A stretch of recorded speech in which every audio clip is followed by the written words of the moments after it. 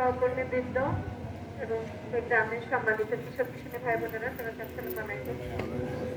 আজান দিয়ে দিচ্ছে সেজন্য সময় ছিল আসলে বেশি না। তো আপনাদের হলো আমরা অনেক ধন্যবাদ জানাচ্ছি যে আপনারা এখানে সুন্দর করে আসছেন। তো প্রিয় কৃষক ভাইয়েরা, আমরা যেটা আমাদের মেসেজ দিতে চাচ্ছি, একটা সময় ছিল যখন আমরা আপনাদেরকে কিভাবে সার দিতে হবে, কীটনাশক দিতে হবে এগুলো শিখাতাম, কিন্তু সেই সাথে একটা অনেক বড় ভুল হয়ে গেছে। এগুলো দিলে কি ক্ষতি হবে সেটা কিন্তু শেখানো হয়। আর এর কারণে আপনারা আজকে নিজেরাও ধ্বংসপ্রাপ্ত হচ্ছেন আর দেশও শেষ হয়ে যাচ্ছে। বুঝতে পেরেছেন? কারণ এইগুলো হচ্ছে কীটনাশক সার, আগাছানাশক, এগুলো কেমিক্যাল। বুঝতে পেরেছেন? কেমিক্যাল, ওই যে অ্যান্টিবায়োটিক ওষুধ, ওই টাইপের জিনিস। এইগুলো ওই অ্যান্টিবায়োটিক ওষুধ যদি মানুষ ভুলভাল খায়, বেশি খায়, সে সুস্থভাবে বাঁচতে পারবে? তেমনও একটা অল্প ক্ষতিগ্রস্ত হয়ে যাবে। বুঝতে পেরেছেন? আজকে আপনারা একটা সাময়িক লাভ পাওয়া গেছে এই সার দিয়ে, কীটনাশক দিয়ে, কিন্তু এটা কোনো দীর্ঘস্থায়ী ভালো কাজ করতে পারে না। সেটা এখন এই জাতি এখন দেখবে। আপনারা যদি এখন সতর্ক না হন, তাহলে আগামী দিনগুলোতে বাংলাদেশ খুব দ্রুত খাদ্য শস্য উৎপাদনের হুমকির মধ্যে পড়বে। এবং এই 20 কোটি লোককে কে খেতে দেবে?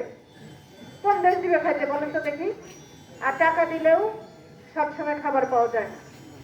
ওই স্বাধীনতার মানে আপনার পরে দেখছেন দেশে কত হাহাকার হয়েছে, দুর্ভিক্ষ হয়েছে, কেউ খাবার দিচ্ছে, এই জাত থেকে মানুষ না খেয়ে মারা গেছে। আপনারা যে আটা দিয়ে যাও রান্না করে খাইছে, সে ছবিগুলো তো আছে, যে জয়নাল আবেদিনের ওখানে দেখবেন শুকনা আটা খেয়ে ফেলতেছে। কাজে আমরা চাই না যে এ ধরনের অবস্থা হোক। সেই সাথে পানির পরিমাণও কমে যাচ্ছে। পানি কমে যাচ্ছে না? এই যে মেশিন দিয়ে নিচ থেকে পানি তুলতেছে, এটার পরিণতি কি? এখনই দেখা যাচ্ছে আপনার সব নদী খাল বিলগুলো সব শুকিয়ে যাচ্ছে। তাহলে এইভাবে আমরা যদি কাজ করতে থাকি, অত ভবিষ্যতে বাংলাদেশের মানুষ সব দিক থেকে বেকার পড়বে। আসেন এখান থেকে আমরা সরে আসি। আমাদের এখন চেঞ্জ করতে হবে। আপনারা রাসায়নিক সার, কীটনাশক, এগুলোর একটা ডোজ আছে, নিয়ম আছে। আপনি যেখানে আগাছানাশক, কীটনাশক দিবেন, ওখানে এখানে দেওয়া হয়েছে, এটা নিয়ম। কেউ দেয়?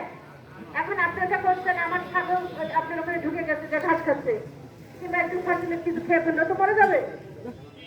বুঝতে পারছেন? তাহলে আপনি আপনার ভুল কাজের জন্য অগণিত বাংলাদেশের গরু ছাগল মারা যায়, আমাদের শিশুরা অসুস্থ হয়ে যায়, বা বিভিন্ন রকম লেভেলে আমাদের ক্ষতি হচ্ছে। এবং এই অতিরিক্ত কীটনাশকগুলো ধুয়ে পুকুরে যাচ্ছে, নদীতে যাচ্ছে, এবং এখানকার মাছের শরীরে যাচ্ছে, সেগুলো আমার মানুষ খাচ্ছে। এবং এগুলো পানির সাথে মিশে টিউবওয়েলের পানি নিচে চলে যাচ্ছে, এবং সেগুলো টিউবওয়েলতে খাওয়া হচ্ছে।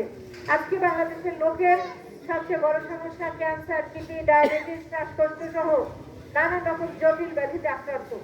এবং এই সমস্ত কীটনাশক, এই সমস্ত জিনিসের যুগে তারপরে আমাদের উপপরিচালক মহোদয় বলবেন। আমি বলতে চাচ্ছি আগাছানাশকের কথা। আপনারা দয়া করে আগাছানাশক দিবেন না।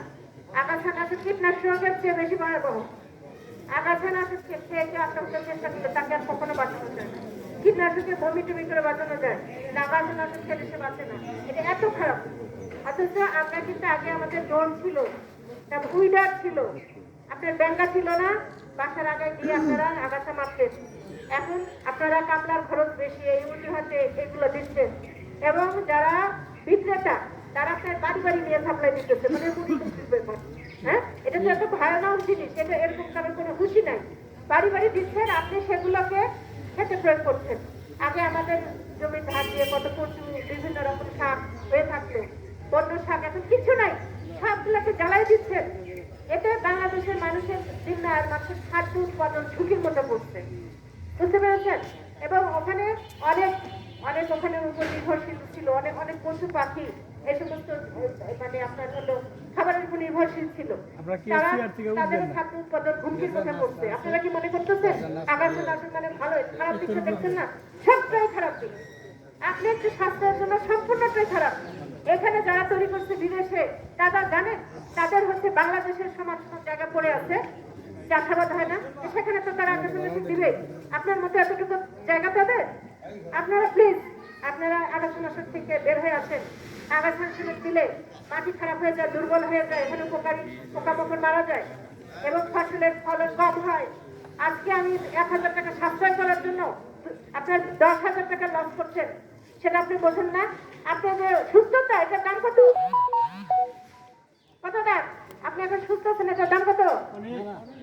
এটা কোনো দামই না, এটাকে দাম অনেক না। আবার কয় টাকা দিয়ে আপনি এটা করতে পারবেন? আপনার একটা দাঁত 1 কোটি টাকা দিয়ে ওই আগের মতো করতে পারবেন?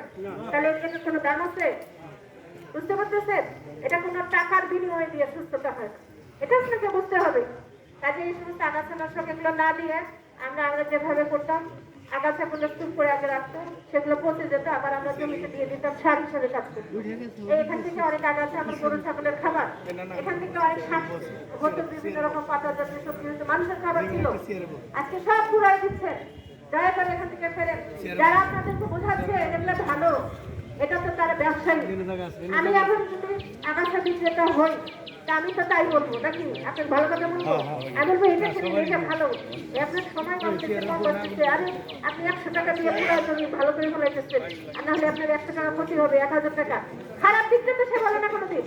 আপনার যে মরে যাচ্ছেন তিলে তিলে, বাংলাদেশের লোক এখন ক্যান্সারে মরে যাচ্ছে, প্রত্যেকটা জায়গায় ক্যান্সারের হাসপাতাল। এটা কি ভালো লক্ষণ? কিডনি নষ্ট, ক্যান্সার মানুষ মরে যাচ্ছে, আর সবচেয়ে বেশি ক্ষতিগ্রস্ত আপনারা। আপনাদের বুঝতে হবে আমাদের এখন অনেক রকম উপাদান আছে। আপনারা সবাই যে সামনে সিজন আসতেছে, আপনারা নিম গাছ লাগাবেন। নিমের পাতা, গরুর চোনা একটা কন্টেনারে আটকে রাখেন, নিমের পাতা দিয়ে, মেহগনির ফল এবং 20 কাঁঠালির পাতা, এগুলো দিয়ে 21 দিন আটকে রাখবেন। আমাদের কৃষি অফিসার এ ব্যাপারে আপনাদের হেল্প করবে। আপনারা আগ্রহী হলে ওনার কাছে বলবেন। গ্রামে গ্রামে যে আমাদের প্রশাসনকারী কৃষি কর্মকর্তা শিখাই দিয়ে আসবে, কোনো সমস্যা নাই, আমরা আপনাদের হেল্প করবো।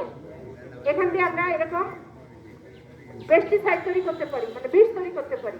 ওগুলো 1 লিটার সাইকেল নিয়ে 3 লিটার পানিতে মিশিয়ে ধান চালের ক্ষেত্রে দিয়ে দেবেন, সবজির ক্ষেত্রে দিয়ে দেবেন 4 লিটার পানি মিশিয়ে। আর এইভাবে অনেক পেস্টিসাইড তৈরি করা যায়, নিম পাতা দিয়ে, রসুন দিয়ে, বিভিন্ন রকম তৈরি করা যায়। আপনার জমিতে আপনি রাসায়নিক ইউরিয়া সার আপনারা উপরে শেষ চাষের সময় সব সার দিয়ে দেবেন। উপরে প্রয়োগ হিসেবে আমাদের জৈব সার আছে, তরল জৈব সার, সেটা তৈরি করার পদ্ধতি আছে, আমরা শিখাই দেবো। গ্রামের মধ্যে গোবর, চোনা, তারপরে আপনার বিভিন্ন রকম উপাদান, খোল, চালের গুঁড়া, তারপরে চিটা গুঁড়, এগুলো দিয়ে জৈব সার তৈরি করা যায়। এগুলো যদি আমরা সবজিতে প্রয়োগ করি, একদম মানে আপনার তাৎক্ষণিক কাজ করি, রাতের মধ্যে ভালো কাজ করি। আর অনেক বিষয় আছে, এখানে এত সময় নাই, সেখানের মতো সময় সংক্ষেপ।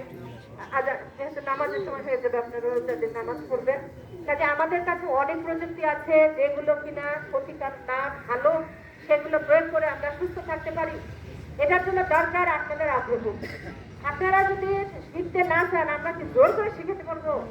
আর আপনারা শিখতে চাইলে আমাদের কাছে আসেন, আমাদেরকে বলেন, আমরা আপনাদের হেল্প করবো।